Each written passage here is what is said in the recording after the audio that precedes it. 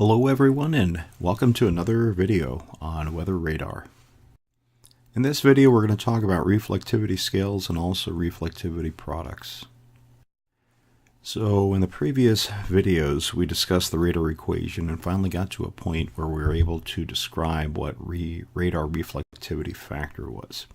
We said that radar reflectivity factor is measured in decibels or dBZs. And that's what's plotted on PPIs. Here you're looking at a PPI of a radar, and you can see the scale of dBZ, or radar reflectivity factor, given in different colors.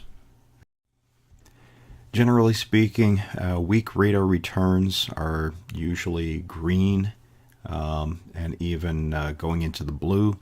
Those may be weak or steady rain. If it's less than 10 dBZ or so, then it's definitely snow usually. That shows up really light. Showers are between 30 to 40 dBZ. Big thunderstorms are greater than 50, and hail is greater than 60 usually. We're going to look at two different reflectivity products, base reflectivity and composite reflectivity. Base reflectivity is the lowest tilt angle of the radar, typically a half a degree above the horizon. And of course, it shows the intensity and the location of reflectivity, radar reflectivity. Of course, as the radar beam travels away from the radar, it goes higher and higher above the ground for a couple of reasons. One reason is because of course, it's an angle above the horizon. A half a degree means that as you move farther and farther out from the radar, you're going to be higher above the ground. But then also the Earth curves, and as a result of the curvature of the Earth, you're going to have the Earth moving away from the radar beam as well as the radar beam going out at an angle. So those two combined results in a radar beam that is much higher above the Earth. There is one factor to consider, and that is the refractivity of the refractive index of the atmosphere. There are times where the refractive index of the atmosphere actually produces a radar beam that tilts down towards the ground and actually may even impact the ground or strike the ground.